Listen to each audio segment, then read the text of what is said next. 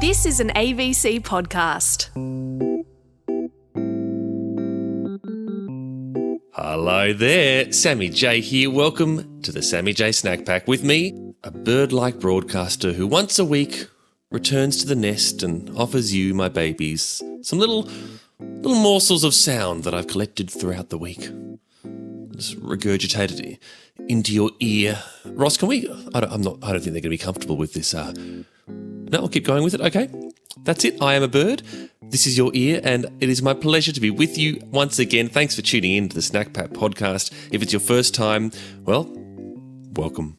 Get on board. We're going to have some fun. I actually saw a bird regurgitating some food this week into its little baby's mouth.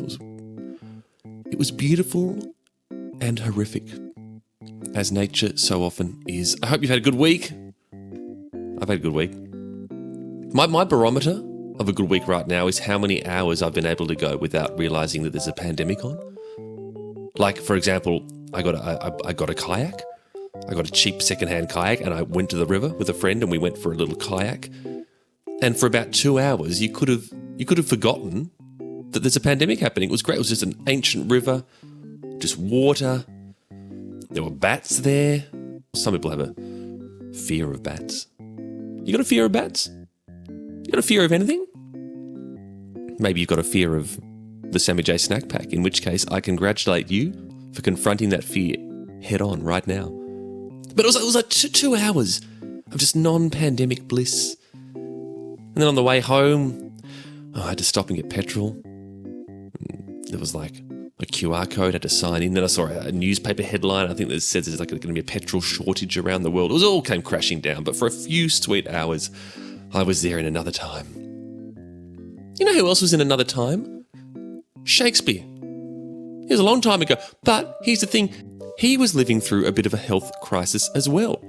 A bit of a cheeky plague. But you wouldn't know it from reading his stuff because he largely ignored it in all his plays. He hardly wrote about the plague. Why? Why, William? Now, sadly, I couldn't get William Shakespeare on as a guest today, but I am going to speak to the next best person, which is a Shakespeare expert from Monash University, Peter Groves, to tell us about why Shakespeare has so few references. Plus, how small do you like your pottery? Well, yeah, it's a tough question, but I'm not afraid to ask it, so I'll be getting in the club this week, in the Club of Miniature Pottery, with artist Nouri Saudi, whose pottery is so small, so tiny, as to almost be non-existent. But first, when you hear that Facebook and Ray-Ban are teaming up, you know it's probably going to be a little bit technical and a little bit creepy. And sure enough, get ready, because Facebook and Ray-Ban have teamed up. They've released some sunglasses that can record you and beam it around the internet. It's just horrific stuff. But to find out more, I am joined on the podcast right now by Dr. Sulet Dreyfus, lecturer at the School of Computing and Information Systems at the Melbourne School of Engineering at the University of Melbourne. Sulet, would you be seen dead in glasses like these? No. I have privacy concerns about them myself. But you know what? I'm sure there are some people for whom they will be a match. Who? I don't know. Look, it's very interesting. There's a video that Mark Zuckerman has released online where he's interviewing the designer from the sunglasses company about, why they've done this classic design. And about, I don't know, a quarter of the video where it's saying you could just pop it on and not pull out your phone to take photos or video instead is a 22-year-olds with funky hairdos leaping on skateboards. And this is being described with an overlay as on your way to work. And I'm thinking, wow, I don't usually skateboard to work, but maybe. Let alone need to record it. That's the creepy thing, of course. Yet we're in a world where, everyone has phones and you can surreptitiously record. So it's a sort of natural progression. Yeah, it's sort of a natural progression, but at least if you see a phone, you know that you might be recorded. It's sort of a, it's an indicator, if you will, a signpost. Most people aren't thinking when they see someone who they catch up with for a coffee who are wearing a pair of sunnies, oh, I'm being videoed. And so it's a bit of a difference that way. I mean, there's still privacy implications, obviously, with the phone. And And it depends on where you are, what those implications are. But generally, if someone is filming like a private act, if you're in the toilet or the bath or private parts or whatever, that's not on legally without someone's permission. And if you're on private property, someone who's on the property can say, well, you're not allowed to film. But I think if they don't know it's happening because glasses are sort of innocuous. Well, I would have, sorry to jump in. I understand there is a light on these sunglasses which activate when you're recording, but that's potentially pretty hard to discern for someone who's not expecting them to be recording anyway. Exactly, and also there are all sorts of funky sunglasses. You might just go, "Oh, that's just a feature, not a bug." Who paid for this? Do you think was it Ray-Ban pushing it or Facebook? Like who's benefiting more? It's Facebook. I think it's part of a kind of a desire, a vision, if you will, that the leaders of Facebook, particularly Zuckerberg, has to develop this sort of metaverse, this digital world where people spend their time together using devices powered by virtual reality. And although this particular device doesn't have any sort of augmented reality on it, it's coming. And he said it's coming. So this is, in a sense, the 1.0 version. You're listening to the Sammy J Snack Pack. Christy in Canberra, you have no fear? You would think, wouldn't you? This is not something that I've ever considered to be part of the realm of Christy in Canberra. I know. I come across as such an incredibly confident person, and I generally am. And I'm also a very, very rational person. Mm-hmm. So it might surprise you to know that I have been too terrified to see a dentist in over 20 years. But you're a doctor. I know. Now, look, many famous authors have written about the plague or pandemics over the years. We're talking Camus, we're talking Atwood, we're talking Edgar Allan Poe, and of course we're talking Stephen King. I mean, all the greats. But Shakespeare was someone who was living right through a health issue. Would you call, like, the Black Death a health issue? It's probably a bit bigger than that, a bit of a health blip. But he hardly ever talked about it. I want to know why. So I'm joined right now by Peter Groves, a Shakespeare expert from Monash University. First of all, Peter, what are your Shakespeare credentials? Well, I did a PhD on Shakespeare at Cambridge about 40 years ago, and I've been teaching and writing about him ever since. I'll allow it, Peter.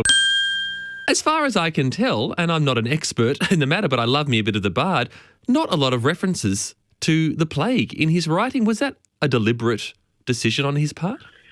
Well, not a lot, but there are some definite ones.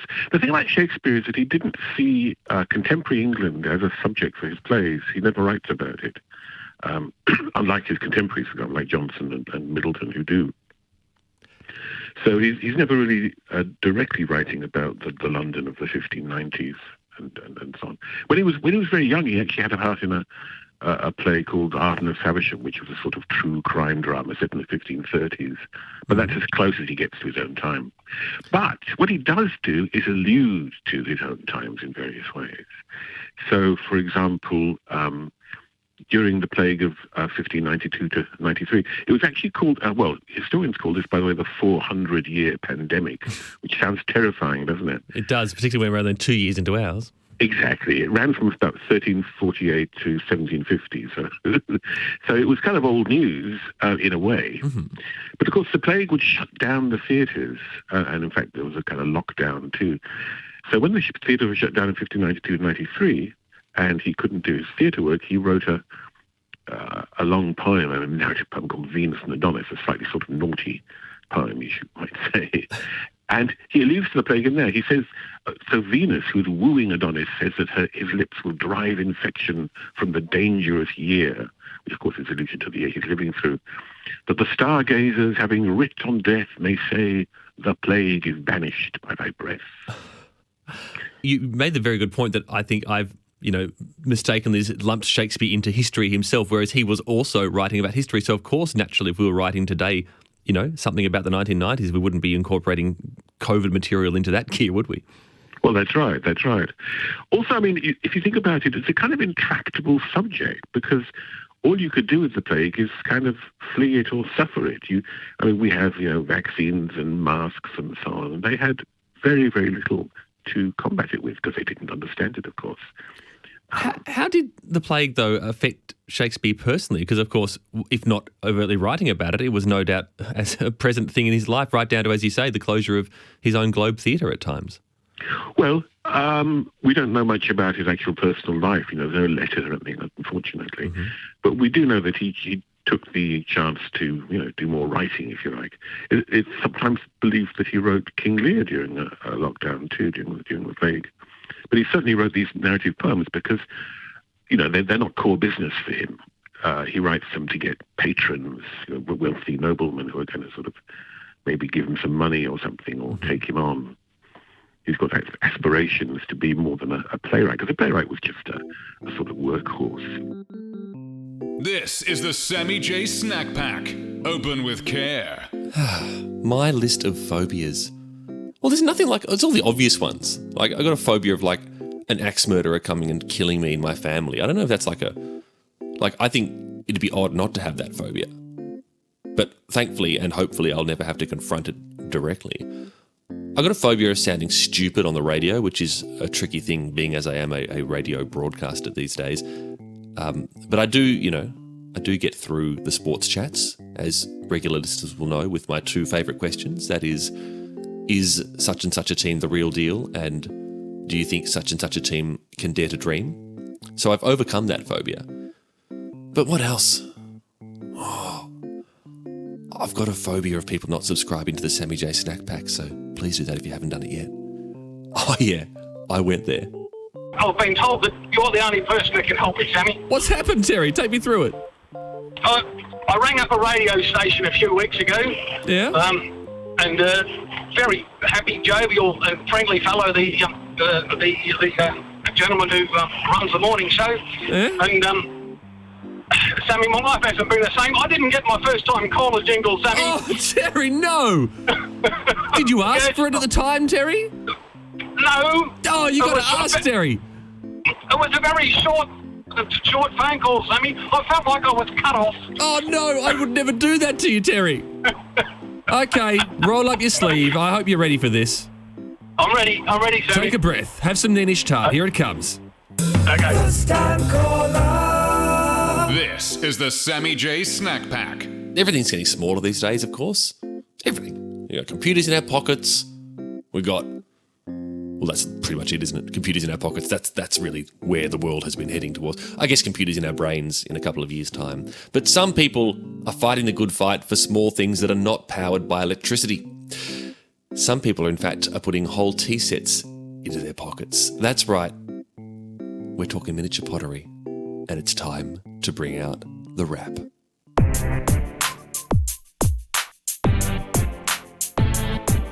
Do you like clay? Do you like the touch of mud and water? Yeah, how much? Well, what if the clay is on a wheel and it's turning fast and you'd like the feel? Because your hands are busy and your brain works fast as you mould and you throw and you spin and you cast. So don't be shy, just give it a shottery. Welcome to the world of miniature pottery. Oh, yes, that's right, because I am chatting right now to none other than Nori Saudi, who has amassed hundreds of, indeed thousands of followers on both TikTok and Instagram with her most incredible miniature pottery work. How are you? I'm so pumped up because your videos are insane. Thank you so much. Now, before we chat, I want to send the listeners to your pages so they can have some visuals as we talk. If listeners want to head to Instagram or TikTok, your handle is No Regrets, or should I spell it Norygretz, No Regrets. Yeah, and you that's it. It's a play on words. I love it. I bloody love it. Where do we begin? Because you are making not just small pots, not small pots that you could like grow some seeds in. I'm talking like smaller than a thimble, Nori. Yeah, look, you know what? I tried to actually enter it into the Guinness Book of World Records for like world's tiniest pots, but they said it was too complicated because then they have to like figure out what constitutes like what a pot.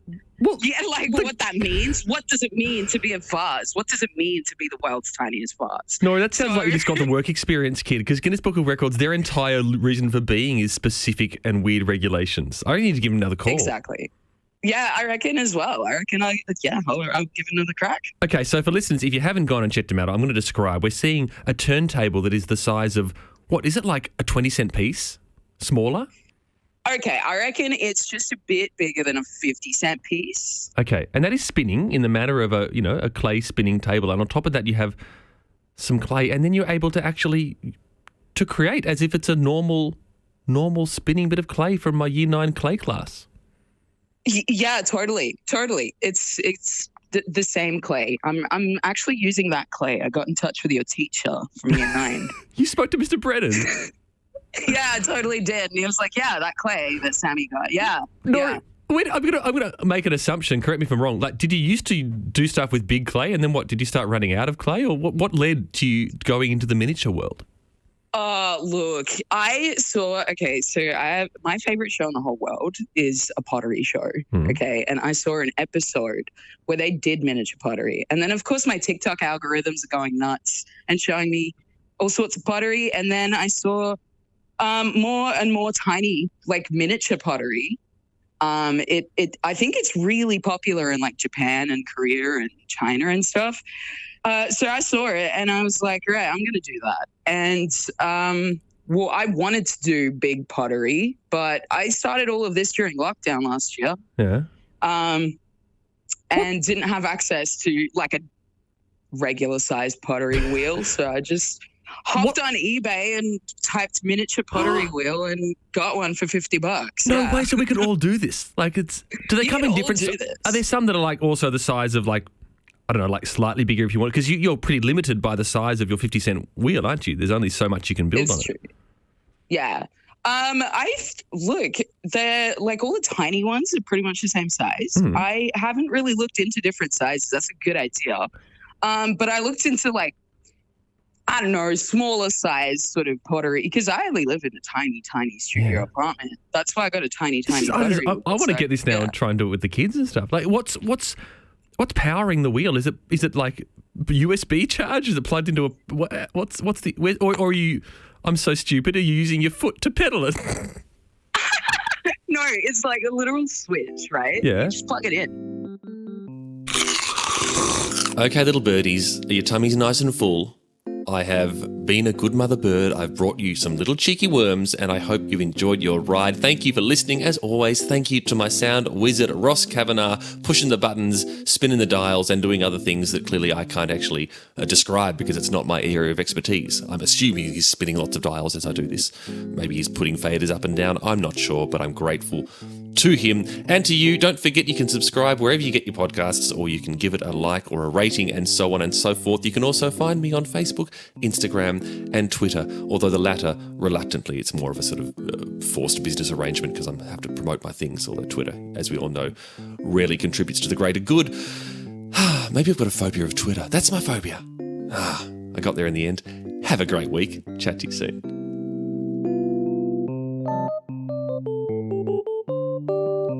I'm still here. Sorry, I have just got one little bit of mail that arrived in the Snack Pack mailbag this week. I wanted to read to you. Dear Sammy J, absolutely love listening to the Snack Pack. Oh, thank you very much. Just wanted to say, wondering if you can return the washing powder you borrowed. Love, Mum. Right.